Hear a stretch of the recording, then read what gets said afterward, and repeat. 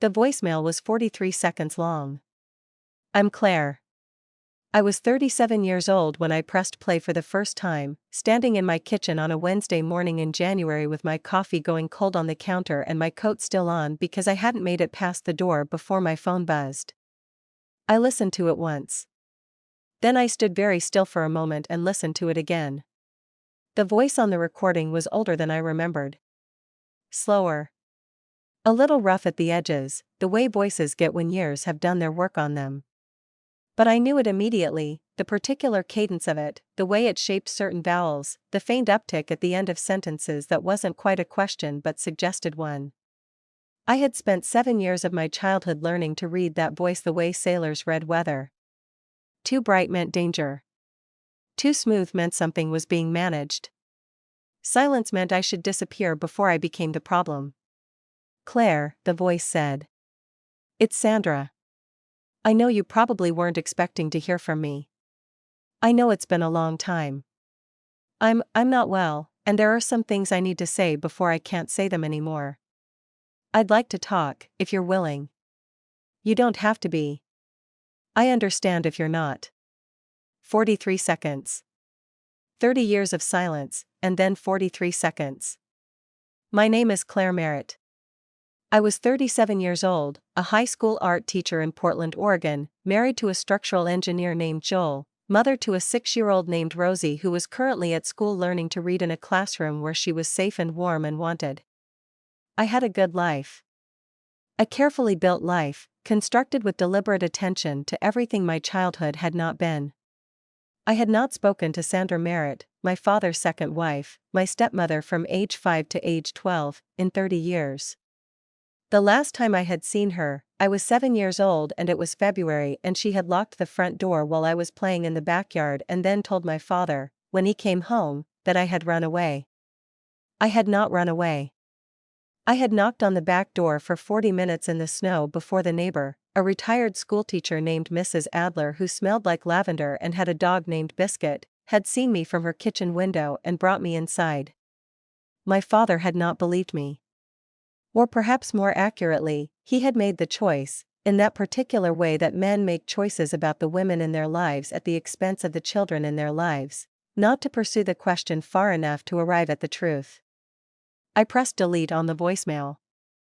Then I picked up my coffee, which was cold, and poured it down the drain, and made a fresh cup, and stood at my kitchen window looking at the January rain on the glass, and thought about the fact that I had deleted the voicemail before writing down her number. Which meant, whether I was ready to admit it or not, that some part of me was not done. Let me tell you what my life looked like before Sandra's voicemail arrived and rearranged something in me that I hadn't known was still arranged around her. I taught AP Art History and 2 sections of studio art at Jefferson High School, a public school in Northeast Portland with good light in the art rooms and students who surprised me regularly. I had been there 11 years. I knew which students needed more time and which ones needed a challenge and which ones were performing competence to cover something they hadn't told anyone yet. I had a talent for noticing the ones who were hiding, probably because I had once been very good at it myself. Joel and I had bought our house 6 years ago, a craftsman bungalow with original wood floors and a kitchen we'd renovated over 2 long summers. He traveled occasionally for work, bridge inspections, site evaluations, and on those nights I cooked simple things and let Rosie stay up 20 minutes past her bedtime and felt the particular combination of loneliness and freedom that comes from a house temporarily run by only you. We were a good team, Joel and I. We had the kind of marriage that had been built on honest conversation and occasional honest argument and a shared understanding that neither of us was the finished version of ourselves. I had told Joel about Sandra early, not on the first date, but somewhere in the first year, when the relationship had become serious enough that my history needed to be part of it. I had told him about the 7 years I'd lived in my father's house after my mother died. I was 4 when she died, a car accident on an icy road that I had no memory of because I was asleep in my car seat and walked away without a scratch and was brought home by a neighbor while my father was still at the hospital. I had told him about my father's remarriage when I was 5, to Sandra, who was 32 and had no children of her own and had apparently wanted a husband more than she had accurately assessed what came with this one. I told Joel about the snow. About the back door. About Mrs. Adler and Biscuit and the hot chocolate she'd made me while I sat in her kitchen crying and not understanding what I had done wrong.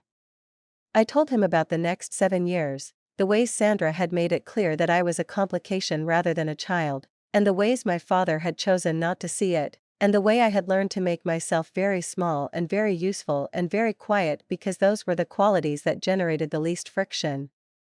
I told him about leaving at 12, about the way my maternal grandmother, Nana Ruth, had driven 4 hours when I called her from a payphone at school and said in a voice I'd practiced to sound calm, "I need you to come get me."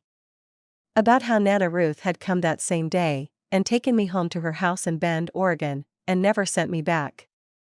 About the custody arrangement that followed, my father, guilty and defensive, signing over guardianship to Nana Ruth with a combination of relief and shame that I had read correctly even at 12. About how my father and I had slowly, carefully rebuilt something over the following decades. Not what we'd lost, there was no getting that back, but something real and workable. He was in his 70s now, living in Tucson with a woman named Patricia who was kind and uncomplicated and seemed to make him genuinely happy. We talked every few weeks. He visited when he could. He knew what Sandra had been, in the years when I was in his house, and he carried that knowledge like the stone it was. He had never asked me to forgive her. He had never suggested, in all our years of careful rebuilding, that Sandra and I should be in contact. So how had she found my number? I asked my father that question on Thursday, the day after the voicemail, calling him from my car during my lunch break. There was a silence on his end that told me the answer before he gave it. "She called me," he said. "About 2 months ago. Claire, she has cancer. It's not good. She asked if I had your number and I should have asked you first. I know I should have. I gave it to her because she was asking and I didn't know she was going to call you. I thought maybe she just wanted to have it." I sat in my car in the Jefferson High parking lot and looked at the rain on the windshield and felt something that was not anger, exactly. Anger had been my father's territory for a long time, and I'd mostly worked through the ledger of it. This was more like a very old tiredness that I had thought I'd put down for good. "She has cancer," I said. "Stage 3, he said. "Breast.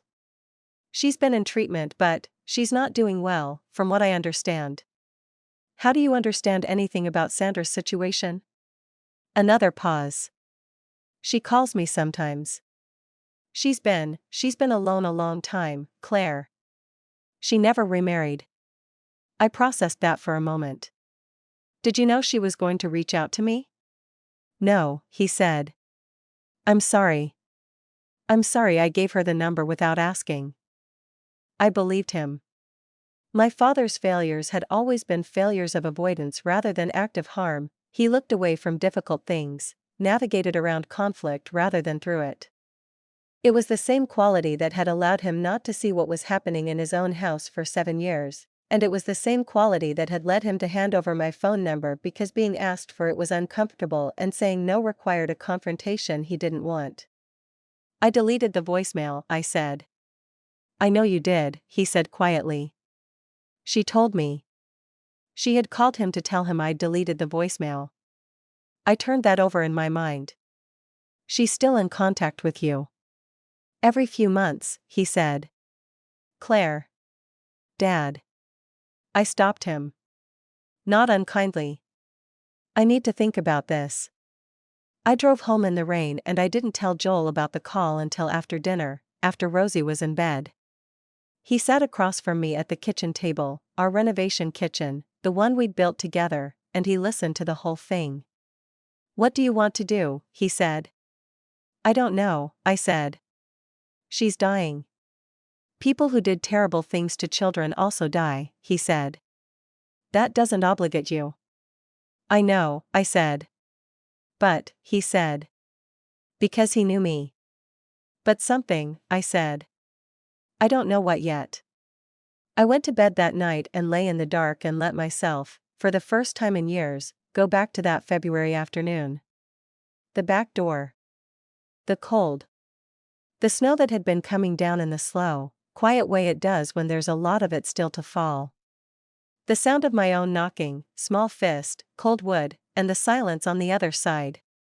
The specific quality of that silence, which had told me, even at 7, that the silence was not emptiness. That there was someone on the other side of it, listening. I had not let myself think about that in a long time. I had processed it, with the help of a very good therapist I'd seen in my late 20s, and I had filed it into the part of my history that I could hold without being held by it. Lying in the dark in my Portland house, 30 years later, I was less sure that the filing had been as complete as I'd thought. I did not call Sandra back. But I also could not stop thinking about the 43 seconds. There was something in the voicemail that I kept returning to, not the apology, which had been implicit rather than explicit, a structural apology rather than a specific one. It was the phrase before "I can't say them anymore." The particular quality of urgency in it. A woman in her 60s with stage 3 cancer, calling a woman she'd locked out in the snow 30 years ago, asking for a conversation she knew she might not have the right to request. I found myself doing something I hadn't expected. I started researching her. Not maliciously, or not only maliciously. More with the instinct of someone trying to build a complete picture before making a decision. I knew her full name, Sandra Lynn Merritt, though she'd presumably gone back to her maiden name after the divorce. I knew she'd grown up in Eastern Oregon.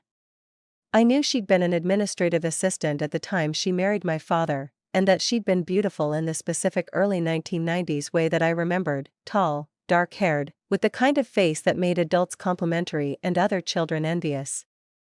What I found, after some careful searching, was not what I expected. She was living in Eugene. She'd been there for 12 years, working until recently as an office manager at a dental practice.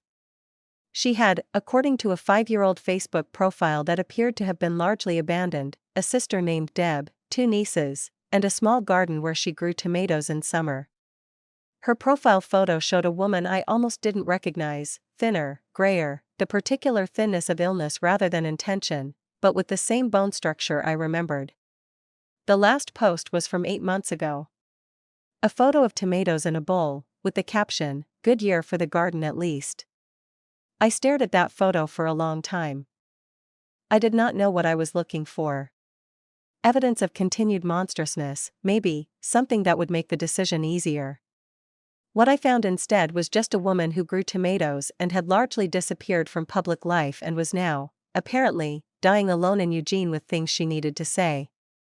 I called my therapist, Dr. Reyes, who I still saw twice a month because I had learned in my 30s that maintenance was cheaper than emergency repair, and I told her about the voicemail. "What did you feel when you heard it?" she asked. "I don't know," I said. "Old." "Old like tired?" "Old like 7, I said. "Like being 7 again and standing at a door that should have opened." Dr. Reyes was quiet for a moment in the way she was quiet when she was waiting for me to follow a thought further. "Is the door the same door?" she asked. I thought about that. "No," I said slowly. "No, I think now I'm on the other side of it." That realization sat with me for several days. I was no longer the child at the door. I was the adult inside the house. Whether I opened the door or kept it closed was, for the first time, genuinely my choice. Around this time, something else happened that I had not anticipated. Rosie came home from school on a Friday with a drawing she'd made in art class, her art class, the one taught by her teacher, not me, and she sat at the kitchen table and showed it to me with the focused pride of a 6-year-old presenting serious work.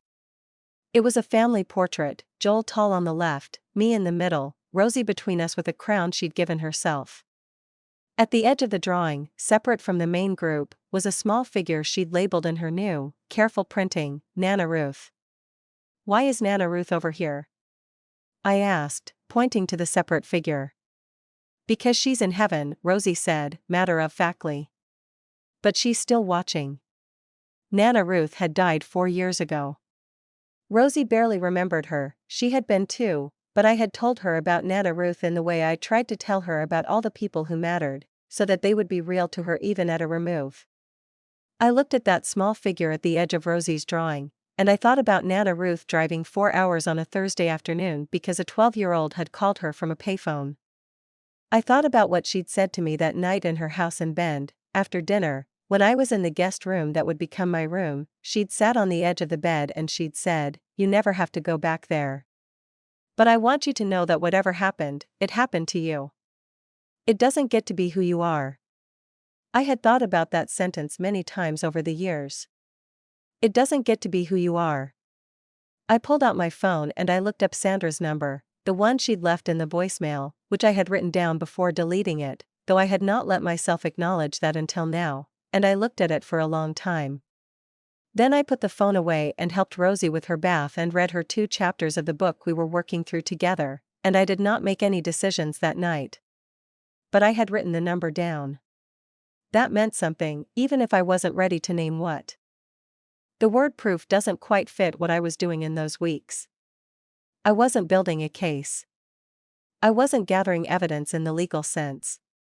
What I was doing was something more interior, assembling the pieces of my own history with enough clarity that whatever decision I made would come from an honest place rather than a reactive one.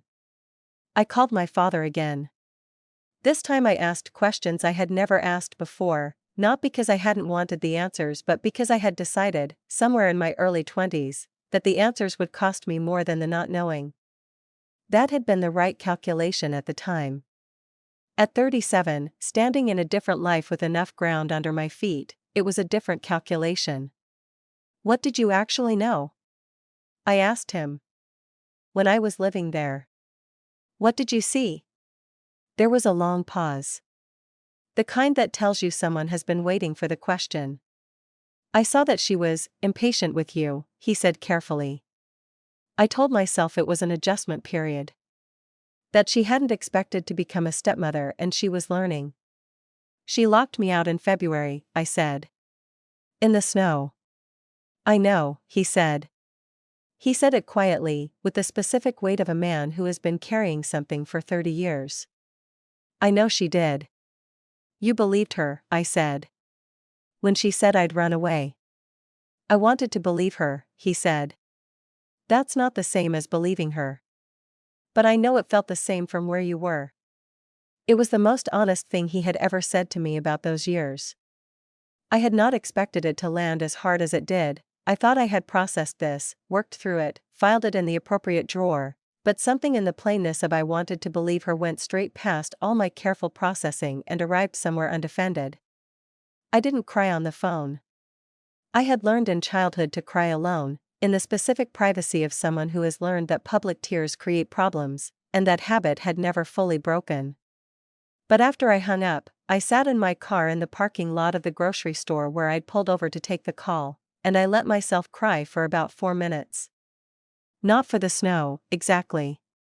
For the child who had knocked on a door for 40 minutes and not been let in. For the father who had known and looked away. And then I wiped my face and went into the grocery store and bought the things on my list and drove home. The following week I called my Aunt Carol, my mother's younger sister, the family member I'd stayed closest to on that side, who had known me as a small child before my mother died and had maintained careful contact through the years of Sandra.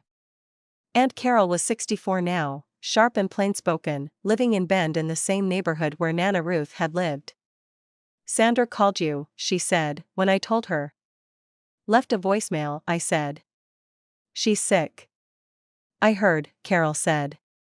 There was something in her voice that told me she'd been expecting this call, or a version of it. "You knew? Your father mentioned it a few months ago." A pause. "Claire, I want to be careful here, because I have opinions about Sandra that are not neutral and I don't want to make your decision for you." "Tell me anyway." Carol was quiet for a moment. "I think she was a woman who was not equipped for what she took on," she said finally. "That doesn't excuse a single thing she did. What she did to you was wrong.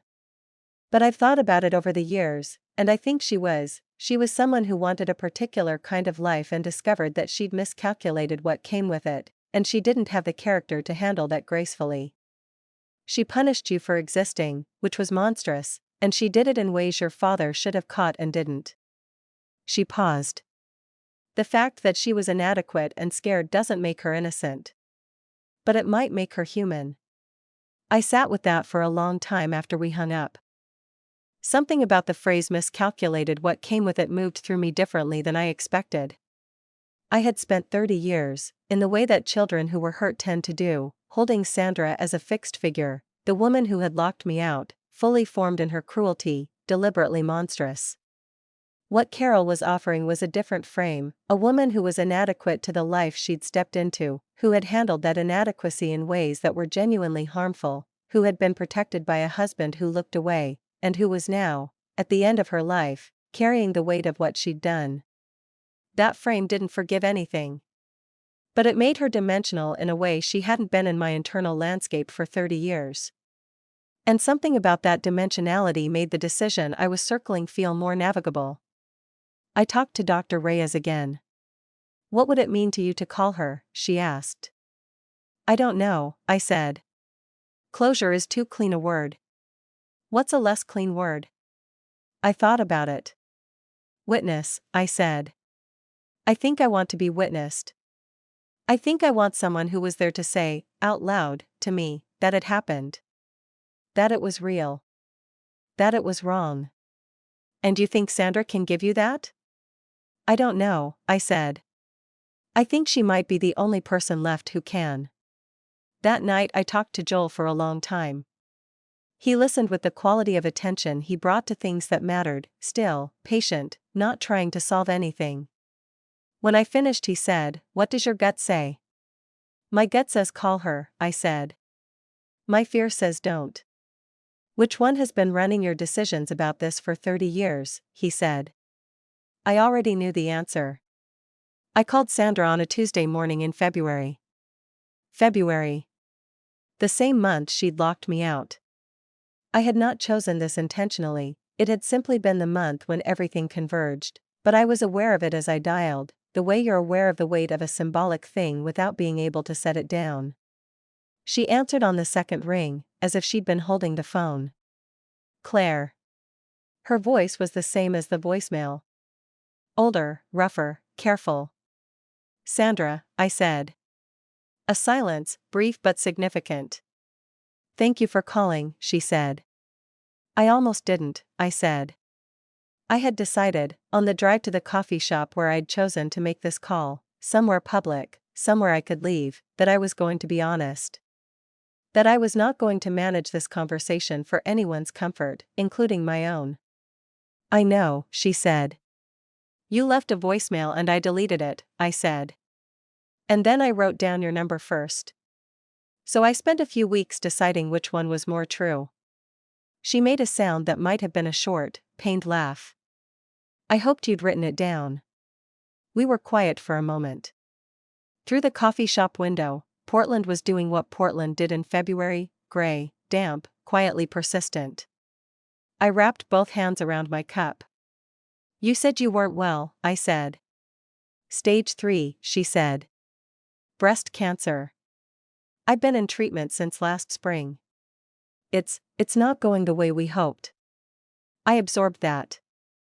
I had known it intellectually since my father had told me, but hearing it in her voice made it specific in a different way. "I'm sorry," I said, and found that I meant it, which surprised me slightly. "You don't have to be," she said. "I know. I am anyway." Another silence. Then she said, "I need to say something, and I need to say it without you interrupting me, if that's all right. Because I've been trying to find the words for a very long time and if I stop I don't think I'll be able to start again." I said, "Okay." What she said took about 8 minutes. I know this because I was aware of time in a heightened way during that conversation, the way you're aware of every physical sensation when something important is happening. 8 minutes, during which I sat in a coffee shop in Portland and held my cup and listened to a woman in her 60s in Eugene say the things she should have said 30 years ago. She did not make excuses. That was the first thing I noticed. She had come into her apology having made a decision about what it would contain, and excuses were not in it. She said, "I was not ready to be a mother to someone else's child and I handled that badly." She said, I took out my frustration and my resentment on you because you were small and available and because your father would not protect you. She said, what I did on that February afternoon, and on other afternoons I think you remember even if we haven't named them, was cruel. It was directed at a child. There is no version of it that I can explain that makes it acceptable. I knew what I was doing. I was not confused about whether it was wrong. She said, I have thought about you your whole life. I have thought about the child you were and what I made of those 7 years for you, and there is not a word for what I am about to tell you, but I am going to try. I am sorry. I am sorry in a way that has nothing to do with dying and everything to do with having lived with this for 30 years and knowing exactly what I did. She said, you don't have to forgive me. I'm not asking for that. I'm asking you to know that I know. I want you to know that I have always known. When she finished, I sat quietly for a moment. Then I said, the snow. Yes, she said. You were standing on the other side of the door, I said. I could hear you. Not hear you exactly, but I knew you were there. I was 7 years old and I knew you were on the other side of that door and you weren't going to open it. Yes, she said. Her voice was very quiet. I need you to say it, I said. Specifically. I need you to say that you stood on the other side of that door and let me knock in the snow and didn't open it. A silence that lasted several seconds. I stood on the other side of that door, she said. I heard you knocking. I didn't open it. The words were simple and they landed in me like something heavy being set down after a very long time. Not release exactly. Not the dramatic unlocking I might have imagined as a younger woman. Something quieter. The specific, physical sensation of being believed, of having a thing you'd known to be true confirmed out loud by the only person who could confirm it. Thank you, I said. Claire. Her voice had something in it I couldn't immediately identify. Can I ask, are you all right? Your life, are you? I'm good, I said. And then, because she had been honest with me and that created a kind of obligation to reciprocity, I'm better than all right, actually. I have a good life. I have a husband who is kind and a daughter who is 6 and a job I love and a house with original wood floors that I refinished myself. I paused. I built it from scratch. Without much of a foundation. She was quiet for a moment. That's because of you, she said. Not in spite of me. I want to be clear about that. That's because of who you are. I thought about Nana Ruth. About the guest room that became my room, and the sentence that had followed me for 25 years, it doesn't get to be who you are. I had help, I said. I had people who showed me what it looked like to be treated with care. I built on that. Good, she said. Good. We talked for another 20 minutes. Not about forgiveness, I had been honest that I didn't know yet whether I had that to give, and she had been honest that she wasn't asking for it. We talked about small things, eventually. Her garden. The tomatoes. The niece who visited and brought her soup. My daughter Rosie and the drawing with Nana Ruth at the edge watching over the family. When we said goodbye, she said, thank you for calling. It was more than I deserved. Maybe, I said. But you asked honestly. That counted for something. I sat in the coffee shop for a long time after we hung up. The rain was still doing what it was doing. My coffee had gone cold again. I looked out the window at Portland in February and I felt something that was complicated and specific and not entirely nameable, not healed, not closed, not even fully relieved. But lighter. As if something that had been stored in the structure of my body for 30 years had shifted its weight. I drove home through rain-wet streets and walked into my house and found Joel in the kitchen starting dinner, and he looked at my face and said nothing at first, just handed me a glass of water, and that wordless understanding was so specifically the thing I needed that I stood at the kitchen counter and finally, privately, cried, not for the snow, not anymore, but for the 30 years on the other side of it. Sandra died in April. 8 weeks after our phone call. Her sister Deb sent me a text. She had my number from Sandra's phone, apparently, along with a note that Sandra had left asking her to let me know. The text said, "Sandra passed peacefully on April 14th. She wanted you to know she was grateful you called." I read it at my desk during my planning period and sat with it for a few minutes, looking out the window at the Jefferson High courtyard where two students were eating lunch in the pale spring sun, not talking, just sitting near each other in the comfortable way of people who don't need to fill silence. I felt sad. I want to be honest about that, because it surprised me, the sadness. Not grief exactly. Not the grief of losing someone you loved. More like the particular sadness of a story that ends before it can become something else. We had had one phone call. We had not rebuilt anything, because there was nothing to rebuild. What Sandra and I had never had was a relationship, and one conversation in February cannot construct what 7 years of childhood couldn't establish. But something had opened between us, briefly, that had the quality of a thing that might have grown if there had been more time.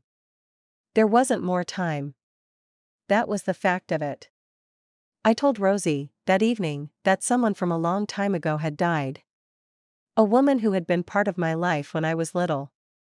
Rosie, who was 6 and deeply interested in death in the specific philosophical way of children that age, asked if the woman had been nice. I thought about that for a moment. She was complicated, I said. Rosie considered this.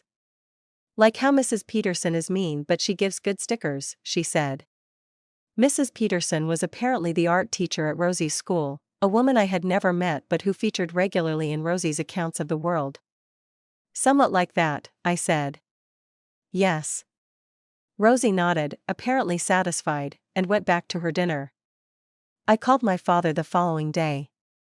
He had already heard. Deb had called him too, it seemed, the way people at the end of a life make their calls to the network of people that life had touched. "How are you doing with it?" he asked. "Okay," I said. Sad in a specific way. "I'm sorry," he said. "For all of it. The whole long stretch of it." "I know, Dad." "I want to say it anyway," he said. "Every time it comes up, I want to say it again. Because I have not handled it all correctly, and I know that, and I don't want to." "Dad." I stopped him, gently. "I know. We've done the work of this. We're okay. We were okay." That was true, and I didn't take it for granted, because it had cost both of us something real to get there. I went back to Dr. Reyes the week after Sandra died. I told her about the phone call in February, and about the 8 minutes, and about Sandra saying I stood on the other side of that door. I told her about the way it had felt in my body, the specific weight of being confirmed. "What did you expect forgiveness to feel like, if it came?" Dr. Reyes asked. I thought about it. "Like a door opening," I said.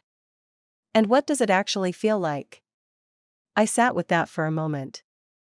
Outside her office window, Portland was doing what it did in April, tentatively, hopefully green, the way the city always looked like it was slightly surprised by its own beauty after the long gray stretch of winter. "Like the knocking stopping," I said. "Not the door opening. Just the knocking stopping." Dr. Reyes nodded slowly. "Is that enough?" "Yes," I said. "Actually, I think it is." In the weeks that followed, I noticed something I hadn't expected, a shift in the quality of my attention at work. I had always been good at noticing the students who were hiding, the ones performing adequacy to cover something painful, but after February, after the phone call, after Sandra, I was better at it in a different way. More patient. More willing to wait at the edge of a thing until a student was ready to let me in rather than knocking until they opened. One of my studio students, a junior named Marcus, quiet and technically skilled and clearly carrying something he hadn't told anyone, stayed after class one Thursday and showed me a series of drawings he'd been doing at home. They were self-portraits, but fractured, the face broken into planes that didn't quite align. He set them on the table in front of me and didn't say anything and waited. I looked at them carefully. I didn't rush. "These are about feeling like the pieces don't fit together," I said finally. He looked at me. Yeah, he said. How did you? Because I've drawn versions of these myself, I said. A long time ago. He nodded. Not relaxing exactly, but something in him settling slightly.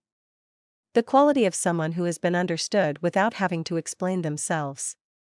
I referred him to the school counselor and followed up and checked in, because noticing is the beginning and not the end, and because the most important thing I had learned in my own life was that the people who made the difference were the ones who came back. The last Sunday of April, I drove Rosie to the park and we flew a kite in the spring wind, a red Delta kite that caught the air beautifully and pulled against the string with a liveness that made Rosie shriek with delight. I stood with the string in my hands and my daughter running circles around me and the Portland sky doing its tentative, hopeful April thing, and I thought about the word witness. I had wanted to be witnessed. I had wanted someone who had been there to confirm out loud that it had happened, that it was real, that it was wrong. Sandra had given me that, in 8 minutes on a February morning in a coffee shop, and I had not expected it to matter as much as it did. I had not expected that the thing I'd needed for 30 years was that simple, not an undoing, not a repair, not even forgiveness. Just confirmation. Just someone saying, I was there. I saw it. It happened. There is something important in that, I think, beyond my specific story. We spend enormous amounts of energy seeking explanations for the ways we were hurt, trying to understand the psychology, the context, the complicated humanity of the people who failed us. And understanding matters. But sometimes, underneath all of that, what we're actually looking for is something more basic. We want the person who hurt us to say, you were not imagining it. We want the reality of our experience confirmed by the only person who can confirm it absolutely. Sandra had given me that. In doing so, she had given back something I hadn't known was still missing. Joel and Rosie were everything I had built, and the life I was living was genuinely mine. But there had been a 7-year-old still standing at a door somewhere inside me, and now she had finally been brought in from the cold. Not by Sandra opening the door. By me, finally, deciding she didn't have to wait anymore. I wound in the kite string slowly, hand over hand, Rosie chattering about what kind of kite she wanted next, a dragon one, she had decided, with scales, and the afternoon light came sideways through the trees in the particular April way that always made Portland look slightly mythological. I thought about the pale green notebook in A Different Story, the kind of accounting that families keep without showing anyone. I thought about all the things that live in second drawers and nightstand tables and voicemails we almost delete. The evidence of lives lived in proximity to each other, accumulating in the dark. Some things need to be brought into the light before they can be set down. I had brought mine into the light. It had not been painless. It had not been clean. But it had been real, and real was the only currency that had ever actually mattered. Rosie took my hand on the walk back to the car. Mama, she said. Yes? Is it okay that I want a dragon kite even though red is already pretty? I looked down at her, 6 years old, bright and safe and entirely certain that she was loved, and something in my chest did a thing it sometimes did, a thing I had no better word for than grateful. You can have both, I said. She seemed to find this completely reasonable. We walked on through the April light. People who hurt children often construct the same internal defense. The child was difficult, the situation was impossible, the circumstances were not what they'd expected. Sandra did this too. Aunt Carol named it plainly when she said Sandra had miscalculated what came with the life she'd chosen. And that's probably true. She was 32, she had married a widower with a small child, and she had discovered that the reality of step-parenting didn't match whatever she'd imagined. None of that is unusual. What made Sandra's response to that discovery monstrous was not the discovery itself, it was what she chose to do with the child who had been inconveniently included. What this story illuminates is something families tend not to discuss directly, the way a parent's avoidance can function as active harm. David, Claire's father, never locked a door. Never raised his hand. But his decision to want to believe Sandra, repeated consistently across 7 years, created the conditions in which a child could be harmed without consequence. The harm didn't require his participation. It only required his absence. And that absence, dressed up as trust in a spouse or reluctance to escalate, is one of the most common and least examined ways that children fall through the gaps in families that are not, by any external measure, abusive. Claire's blind spot, her long, practiced habit of making herself small and useful and undemanding, was not a character flaw. It was a survival strategy that calcified into an identity. Children who are not protected learn to protect themselves by becoming less visible, and the tragedy is that this strategy often works well enough that no one outside the situation notices anything is wrong. Claire was fine. She was capable. She managed. And the people around her took those qualities at face value and did not ask what they had cost her. What the phone call in February accomplished is worth examining carefully, because it would be easy to read it as resolution, as the moment everything was healed. It wasn't. What it was, more precisely, was the moment a decades-old internal conversation finally gained a second participant. For 30 years, Claire had been carrying on both sides of a dialogue, the 7-year-old asking "Why won't you let me in?" and the adult constructing possible answers. Sandra's 8 minutes transferred the answering role back to the person who belonged in it. She didn't erase anything. She didn't repair the childhood. She simply said, "I was there. It was real. It was my doing." That confirmation, simple, specific, undeniable, is what Claire had actually needed, beneath all the processing and therapy and careful living. And this points to something true about the aftermath of childhood harm. We can do enormous amounts of work on ourselves, build excellent lives, develop genuine resilience, and still carry, in some interior room, the unanswered question of whether the person who hurt us knows they did it. Sandra's acknowledgement didn't heal the wound. But it answered the question. And answering the question changed the quality of the silence around it. The forgiveness question is deliberately left open, and that openness is honest. Claire says she doesn't know whether she has forgiveness to give. Sandra says she isn't asking for it. What passes between them is something different, a mutual acknowledgement of a shared reality, witnessed by both parties for the first time. Whether that becomes forgiveness over time is not this story's business. This story's business was getting to the confirmation. Everything after that belongs to Claire alone. What I keep returning to, after sitting with this story, is the image of a child knocking on a closed door and hearing silence on the other side. Not absence. Silence. The specific, communicative silence of someone who is present and has chosen not to respond. I think most of us have felt some version of that, not necessarily in something this extreme, but in the ways people who were supposed to show up for us simply didn't, and we were left on the other side of something that should have opened. The question this story keeps asking quietly is, what do we do with that experience when we grow up? Do we keep knocking, in one form or another, looking for the confirmation we never got? Or do we find a way to come in from the cold ourselves, on our own terms, without waiting for the door to open? Claire found a third option. She waited until she was ready, and then she knocked one more time, not desperately, not from the outside, but as an adult with the power to walk away. That's not a small thing. That's 30 years of work arriving at a single Tuesday morning phone call. And sometimes, that's exactly what healing looks like.